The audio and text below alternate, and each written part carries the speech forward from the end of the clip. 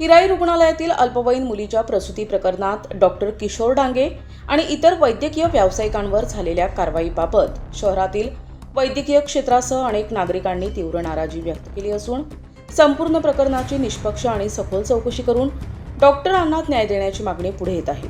Malegaon doctors medical असोसिएशनने upper जिल्हाधिकाऱ्यांना दिलेल्या निवेदनात म्हटलं आहे की संबंधित मुलीची प्रकृती गंभीर असल्याने तिची सुरक्षित प्रसूती करणं ही वैद्यकीय गरज होती। अशा परिस्थितीत डॉक्टरांनी केलेले उपचार हे त्यांच्या कर्तव्याचा भाग असून रुग्णाचा जीव वाचविणे हेच प्रत्येक डॉक्टरचे प्रथम कर्तव्य असते। नागरिकांच्या मते प्रसूतीनंतर नवजात बालकाला ऑक्सिजन आणि विशेष वैद्यकीय उपचारांची गरज निर्माण झाली होती। त्यामुळे त्याला बालरोग तज्ज्ञांच्या देखरेखीखाली मालेगाव येथील संजीवनी हॉस्पिटलमध्ये दाखल करण्यात आले। मात्र या वैद्यकीय प्रक्रियेचा विपर्यास करून आई आणि बाळाच्या जाणीवपूर्वक वेगळे ठेवण्यात आले किंवा बाळ विक्रीचा हेतू होता अशा प्रकारच्या अफवा पसरविण्यात आल्याचा आरोप करण्यात आलाय। डॉक्टर किशोर डांगे हे संबंधित कालावधीत मालेगावमध्ये नसून बाहेर गावी होते। त्यांच्या प्रवासासंदर्भातील कागदपत्रे आणि इतर पुरावे उपलब्ध आहेत। नागरिकांनीही डॉक्टरांच्या समर्थनार्थ भूमिका घेताना सांगितले की संबंधित डॉक्टरांनी आपल्या व्यावसायिक जबाबदाऱ्या प्रामाणिकपणे पार पाडल्या आहेत। काही अप्रमाणित माहिती आणि अफवांच्या आधारे त्यांची प्रतिमा मलिन करण्याचा प्रयत्न होत असल्याची भावना अनेकांनी व्यक्त केली आहे। तसेच या प्रकरणातील मूळ प्रश्न म्हणजे अल्पवयीन मुलगी गर्भवती कशी झाली आणि त्यामागे जबाबदार कोण आहेत याचा शोध घेणे अधिक महत्त्वाचे असल्याचे नागरिकांचे म्हणणे आहे। तपासाचा केंद्रबिंदू मूळ गुन्हेगारांचा शोध घेणे असावा अशी मागणीही करण्यात आली। डॉक्टर्स मेडिकल असोसिएशनने निवेदनात नमूद केले आहे की न्यायालयीन प्रक्रिया पूर्ण होण्यापूर्वी कोणत्याही व्यक्तीला दोषी ठरवणे योग्य नाही। आरोप, अफवा किंवा सामाजिक दबाव याऐवजी पुरावे आणि वस्तुस्थितीच्या आधारेच निर्णय व्हावा, अन्यथा वैद्यकीय क्षेत्रात भीतीचे वातावरण निर्माण होऊन भविष्यात गंभीर रुग्णांवर उपचार करण्यास डॉक्टर संकोच करू शकतात अशी चिंता व्यक्त करण्यात आली आहे। चौकशी पूर्ण होईपर्यंत कोणत्याही वैद्यकीय व्यावसायिकावर अन्याय होणार नाही याची दक्षता घ्यावी अशी मागणी निवेदनाद्वारे करण्यात आली आहे। आज पोलिसांकडनं जो पीसी मागण्याचं जे होतं ते पोलिसांना त्या जे जप्त मोबाईल आहे त्याचा CDR वगैरे त्याच्यातले नंबर्स वगैरे कोणी कोणाला कॉल केले या संदर्भात तपास करणं गरजेचं आहे असं म्हणून त्यांनी पोलीस कस्टडी मागितलेली होती। या गुन्ह्यामध्ये जेवढे डॉक्टर्स अरेस्ट झालेले ह्या डॉक्टरांचा आणि इतर जे कलमांखाली गुन्हा दाखल झाले त्याच्या ह्या डॉक्टरांचा काही एक संबंध नाही आहे। डॉक्टरांकडनं जे काही निग्लिजन्सी झालेली होती त्या निग्लिजन्सीच्या संदर्भात अशा गुन्ह्यामध्ये बाकीच्या ज्या कलम आहेत त्याच्या खाली काही डॉक्टरांच्या विरुद्ध कुठलाही गुन्हा होत नाही आहे। बाकी फक्त त्यांना आता जे CDR डॉक्टरांचे जे तपासायचे तेवढ्या एका कारणासाठी फक्त PC दिलेली, बाकी इतर काही हे नाही केलं। कोर्टाने एवढं सांगितलं की त्यांचे मोबाईल जे आहेत त्यांचे CDR तपासू द्या, एवढ्या कारणासाठी फक्त PC दिली।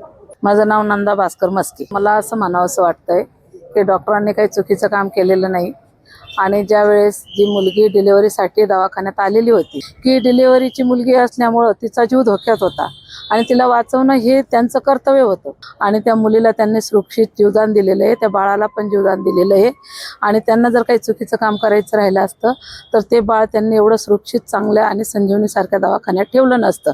तर बाळ पण सुरक्षित आहे आणि मुलगी पण सुरक्षित आहे ती डिलिव्हरीवाली। तर या गोष्टीमध्ये कुठंतरी कारस्थान दिसतंय आणि डॉक्टरांवर कुठलं तरी काही खोटे आरोप लावून आणि त्यांना बदनाम करण्यात येतंय आणि असं बदनाम त्यांना करू नये आणि जे काही गोष्ट आहे तर पोलीस डिपार्टमेंट सतर्क आहे, ते चौकशी करत आहे।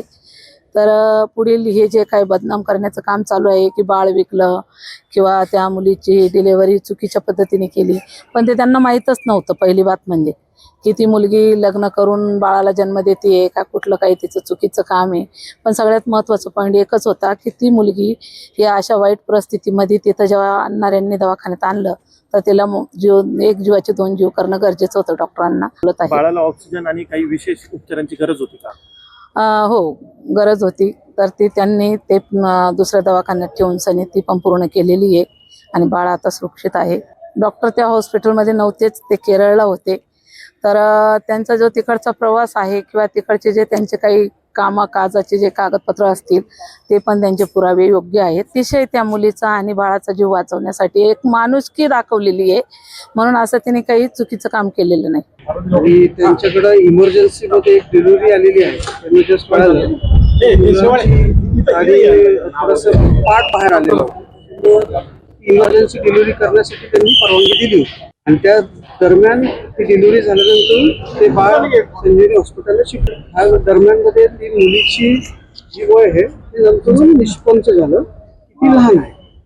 त्याच्यानंतर त्यांनी जे काय पोलिसांना वगैरे जे आहे त्यांच्या त्रुटी करण्यासाठी त्यांना विलंब झाला. ते झालं की मी आज साहेबांना सांगितलं की याच्यामध्ये आमच्याकडनं जे काय घडलेलं आहे, मुलीवर जे काही अत्याचार झालेला आहे, पोस्को ऍक्ट जो झालेला आहे, ते काही डॉक्टरांनी किंवा कोणी केलेलं नाहीये.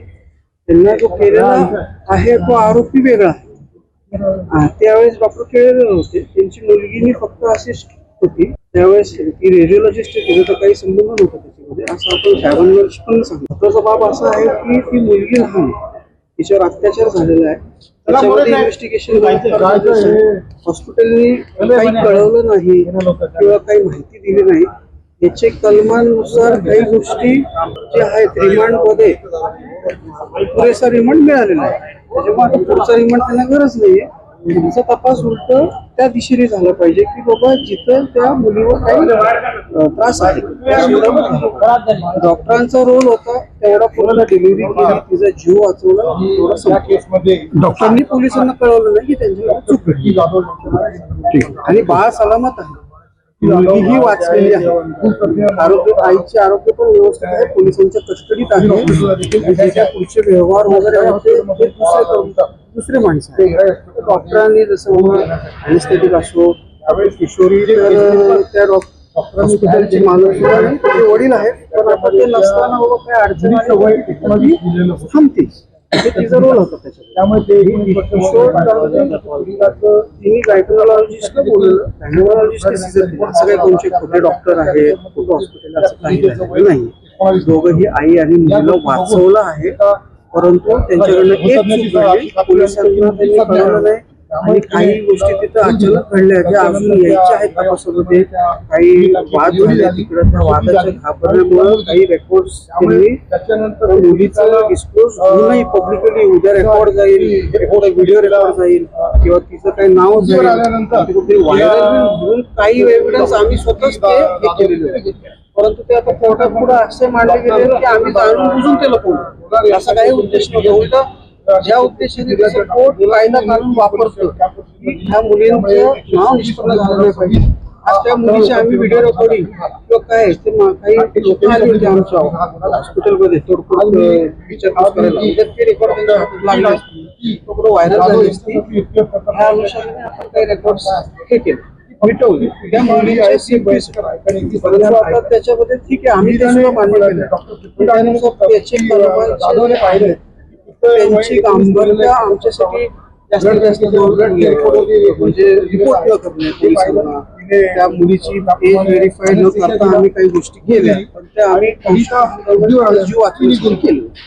त्या गोष्टी बऱ्याच तपासामध्ये पुढे जाऊन येणार आहे. आज दोषी आहे नाही